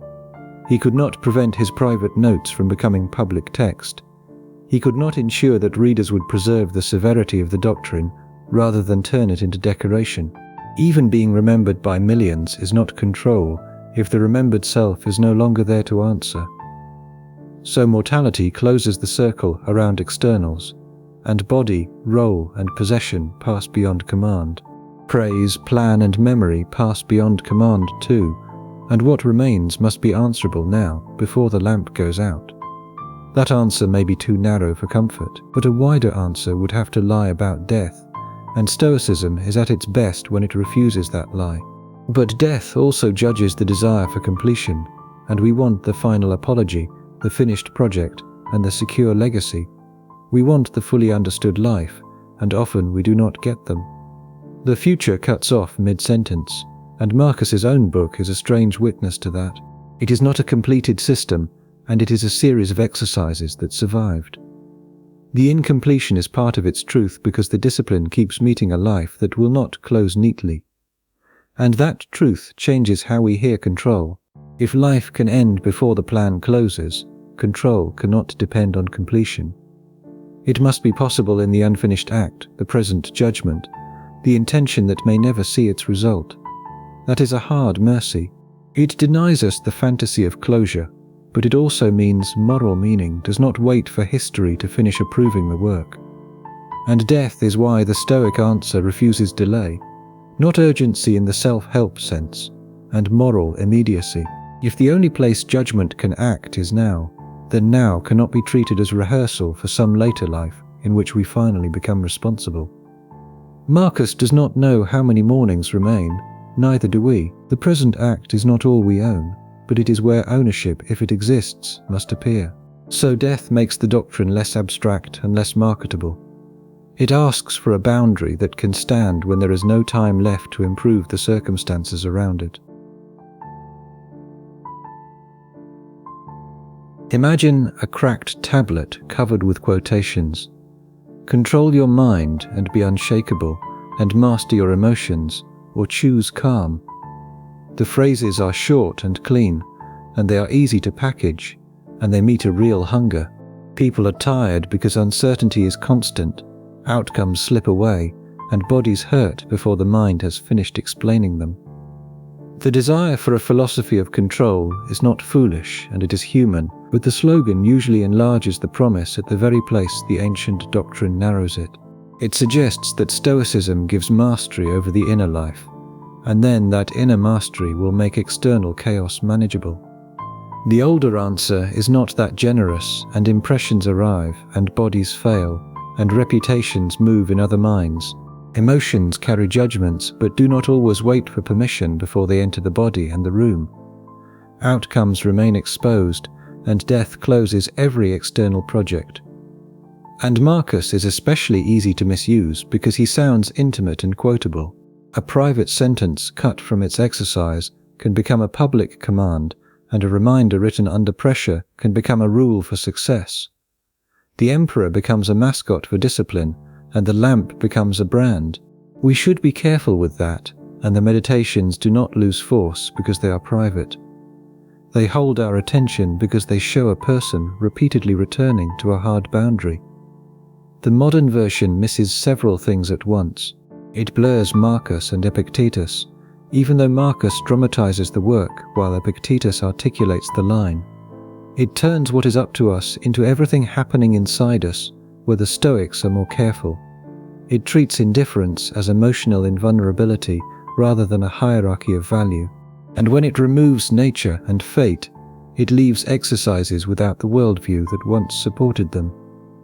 Look at the promise of commanding emotion. It feels practical, but it also hides the real argument.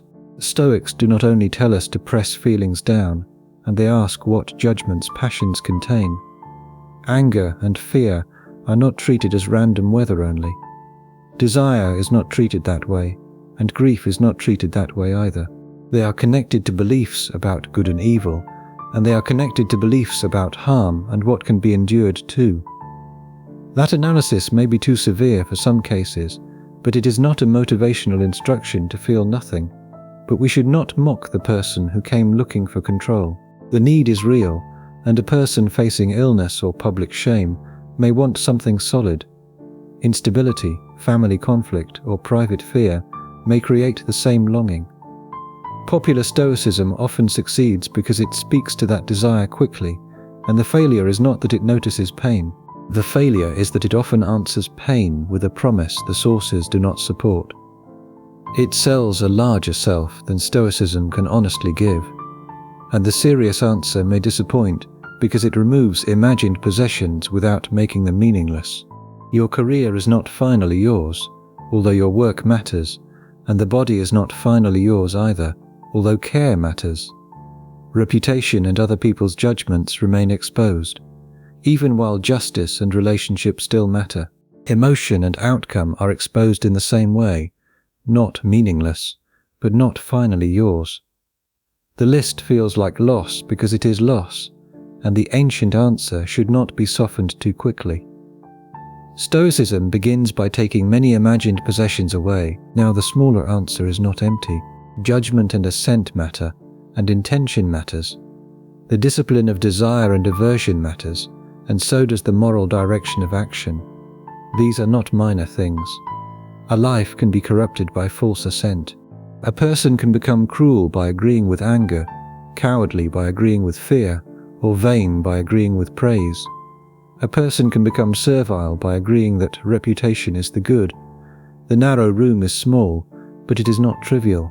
Think of the difference between invulnerability and integrity, and invulnerability means nothing can touch me. Stoicism does not give that to human beings. Integrity means that when I am touched, struck, or tempted, there remains a question about what I will agree to and how I will act. The same question remains when I am praised, frightened, or hurt. That is less glamorous, and it is also closer to Marcus and Epictetus. But the severe answer carries philosophical costs, and it depends partly on the Stoic ranking of virtue over every external. It depends in its ancient form on a picture of nature and fate many modern people will not share.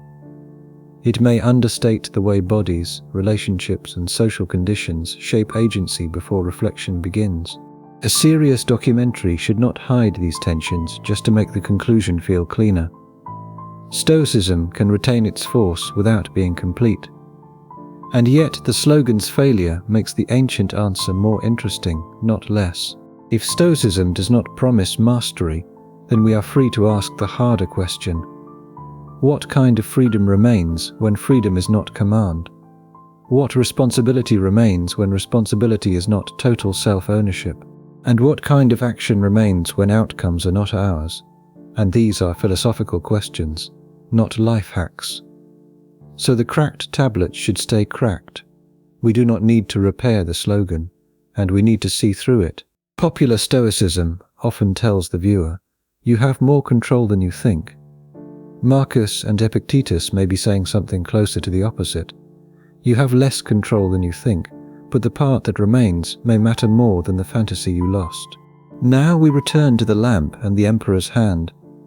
After the body, reputation, and emotion have been moved outside full possession, the question becomes almost painfully narrow. Fate and death narrow it further. What is yours? Now we should be fair about why the slogan spread, and they are not popular only because people are shallow. They are popular because life often feels unmanageable, and a shorter phrase gives quick shape to fear. It tells a person where to stand when the ground moves. We can criticize the distortion while respecting the hunger beneath it, and serious philosophy should not sneer at need. But respecting need does not permit false promise. If someone is grieving, telling them to master the mind may add shame to grief.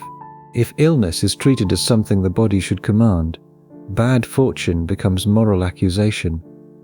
And if public harm is dismissed as mere reputation, real social damage disappears behind a careless slogan. The severe answer has to be spoken carefully, or it becomes another injury, and that careful speech is where we should stay.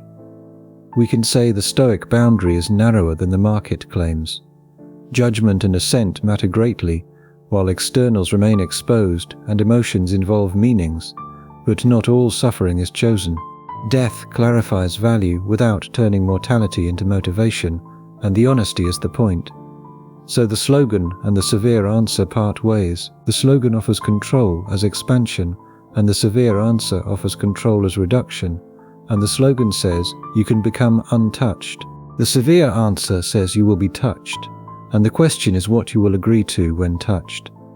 That is less saleable, and it is also more faithful to Marcus at the table. But the slogans also miss the patience of the ancient project. Marcus does not write one reminder and become free. Epictetus does not teach one lesson and produce sages, and the work is repeated because habit is deep. The modern market likes immediate transformation because immediacy sells, and Stoicism is slower. It assumes the soul has been trained badly by false goods and must be retrained by attention, and slow training is less flattering than a secret. It means we will fail, and we will assent too quickly, and reputation will become an idol again. Pain will look like the whole evil, and the outcome will ask to prove us. Then the exercise returns, not as shame, but as practice. The narrow boundary has to be found again because losing it is part of ordinary human life. And the slogan fails most when it forgets tragedy. A philosophy that cannot sit beside grief without becoming a command has become too small in the wrong way. Serious Stoicism has to speak quietly there. It can ask what grief judges, what love was, what death has and has not taken. It cannot rush to usefulness before the severity of the boundary has been honestly felt. Marcus's lamp is low because the question belongs to darkness as much as discipline, so the severe answer has to be gentle in delivery, or it betrays itself. It must narrow control without narrowing compassion, and it must protect agency without pretending pain is imaginary. Marcus is still at the table, and the empire has not become smaller. The body has not become safer, and other minds have not become obedient, and death has not stepped back, but the question has changed. We are no longer asking whether control can be expanded until life feels secure. We are asking what remains when the expansion fails. Now the answer begins with a loss rather than with a technique for expansion. Much of what we call mine is not mine in the Stoic sense. My body is lived through, but not finally commanded, and my reputation bears my name, but lives in other minds. My plans are shaped by intention, but completed by a world beyond me. My emotions may carry my judgments, but their first movements often arrive before reflection, and my time is intimate, but not guaranteed. But after the loss comes a narrower possession. The Stoics locate what is ours in the use of impressions and in judgment. Assent is the hinge, and they locate it in desire and aversion as trained by reason. They locate it in the moral direction of action. We should not make that sound larger than it is. It is not the whole mind, every feeling, or a private empire hidden behind the eyes. It is the accountable work of receiving appearances and deciding what to make of them. And Marcus's nightly writing is one form of that work. He is not inventing a new self every night. He is returning to an old discipline, because the pressure of externals keeps returning too. The page catches him before the day hardens into reaction. It lets him rehearse the difference between what happens and what he judges, between what others do and what he becomes, between the fact of death and the fear that death is the worst thing. So what can you control? If we answer in the language of popular appetite, almost nothing satisfying remains. Life and outcomes stand outside command, and health remains exposed to fortune, and other people remain other, history's verdict, grief's first arrival, and the future refuse the shape of ownership too. But if we answer in the stricter Stoic language, something remains, the effort to judge fully and assent carefully, and to desire without servitude. It remains in the effort to act according to role and reason, and in refusing false goods the authority they ask for. Look at how much depends on that. A person who cannot control reputation may still refuse to become a slave to reputation. A person who cannot control pain may still resist the judgment that pain is moral ruin. Anger's first spark can be questioned before it becomes revenge. Death cannot be controlled, but the present act still asks what belongs to it.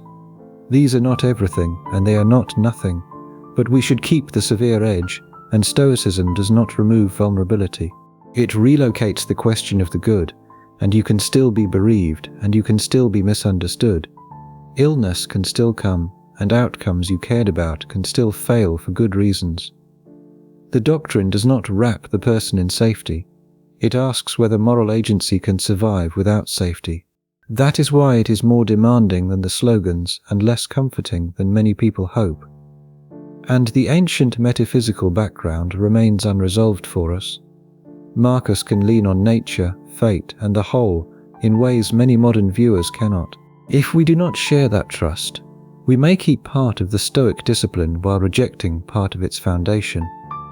We may say, I can examine judgments without believing the cosmos is providential. That is possible, but then our Stoicism is modified in a way the ancient writers would recognize as a change. We should know the difference before turning the ancient discipline into a modern preference that quietly changes its foundation. Think again of preferred indifference. Health, friendship, and safety matter. Reputation and time belong to the same human field. They guide rational selection without becoming final possessions, which is why the Stoic does not call them garbage. The Stoic does not ask us to live as if the world were emotionally flat. The Stoic asks us to stop making these goods the throne, and they can be chosen, cherished, and defended, and they can be mourned too. They cannot become the source of final worth without making final worth fragile. Now this answer also changes the meaning of freedom.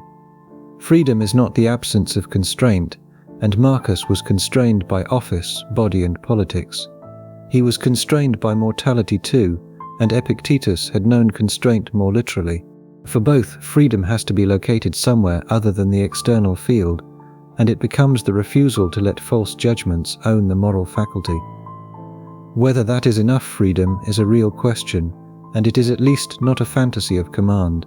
But a life cannot stay forever at the level of definition.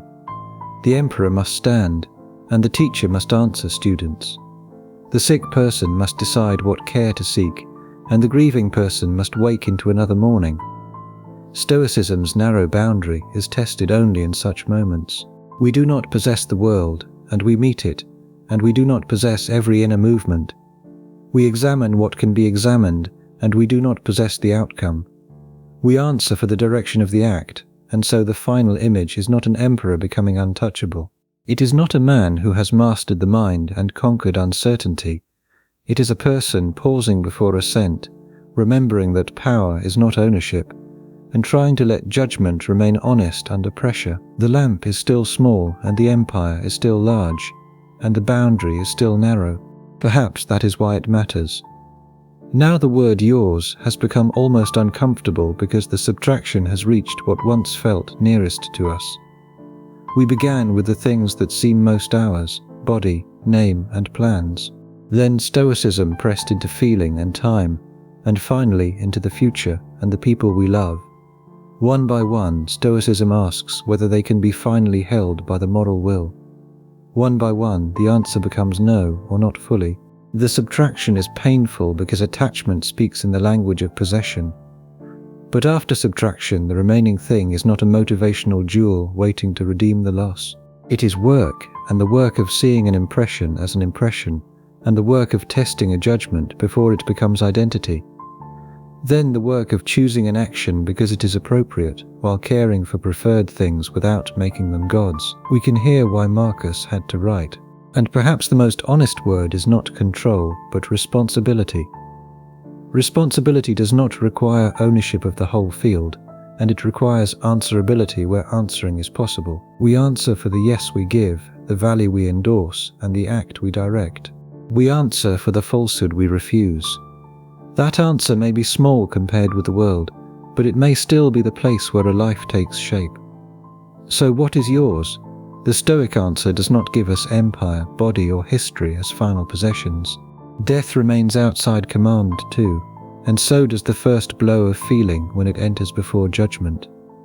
It gives something narrower, the disciplined use of what appears and the care of judgment. It gives the direction of the act before it leaves your hands and enters the wider world. Whether that is enough is the question Marcus leaves burning beside the lamp. But the final answer should not sound cleaner than the life it describes. We will not always pause, and we will not always judge well. The line between impression and assent will not always be clear, and Stoicism sets an ideal against which ordinary human life looks unfinished. Marcus's value is that he lets us see the unfinishedness, and the emperor writes because the work is not done, and maybe that is why the question still survives. A doctrine of total control would be false, and a doctrine of no agency would be unbearable. Stoicism stands in the narrow place between them, asking whether the yes we give to appearances can be trained toward truth. It is not the whole answer to being human. It is one of the most serious answers ever given to the fear that nothing is ours, and the answer remains practical only if it remains honest. We can still prepare and apologize and repair. Treatment and defense of the vulnerable remain possible. We can build what may fail, and Stoicism does not forbid any of that. It forbids the extra illusion that the outcome was ever locked inside the will. The act is ours in its direction, and the world receives it according to more causes than we can hold. So the last boundary is not between action and surrender, as the popular language often implies. It is between honest action and imagined possession. Stoicism keeps asking us to act from the first and release the second. We have been following a word that keeps trying to become too large. Control wants to expand, and it wants to cover body and reputation. It reaches for feeling and outcome too, then it reaches for time and other people.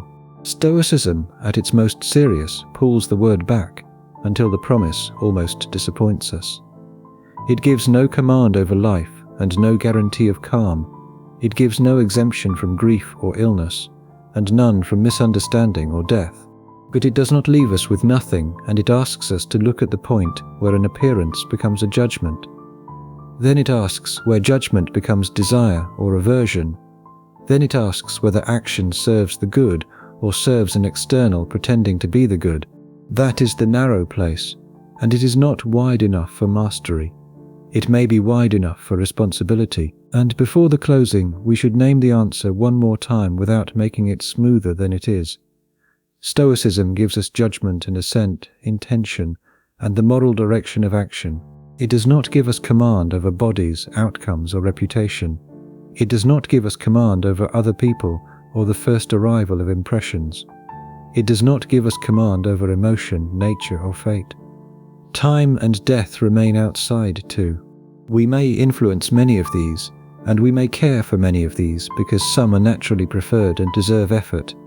But influence and care are not possession. But the narrow answer is not a small answer in the sense of being trivial. Every cruelty justified by anger passes through assent, and cowardice protected by fear passes through assent. Vanity fed by praise passes through the same door. Every act of courage and patience also passes through some judgment about what matters.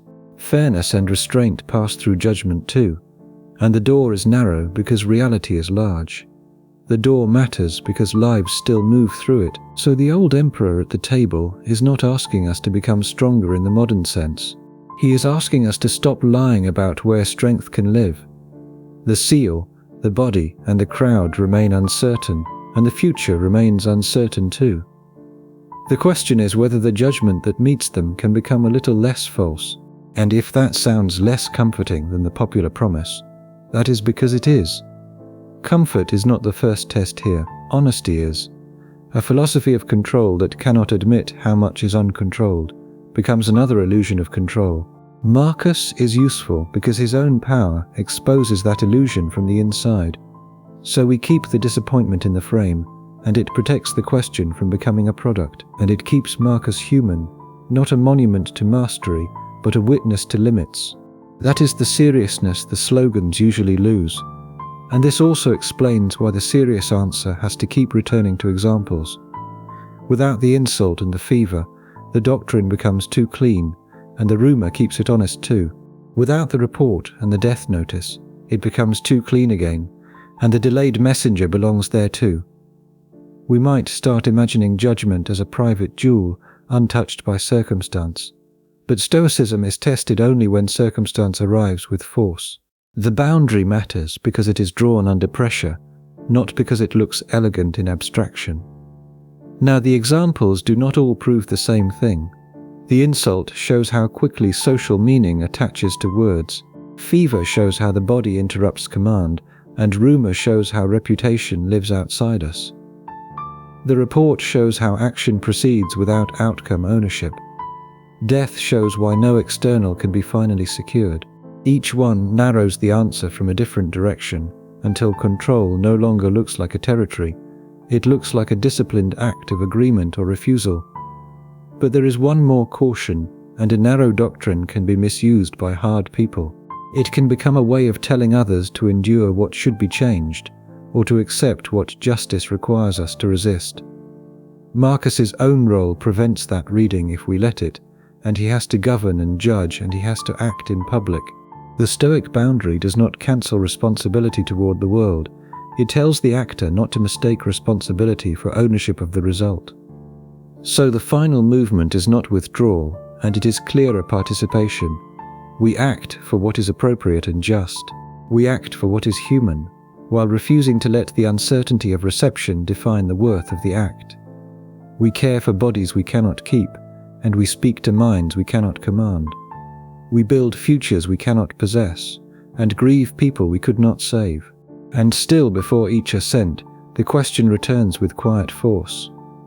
What am I about to call good, evil, or necessary, and what am I about to call unbearable or mine?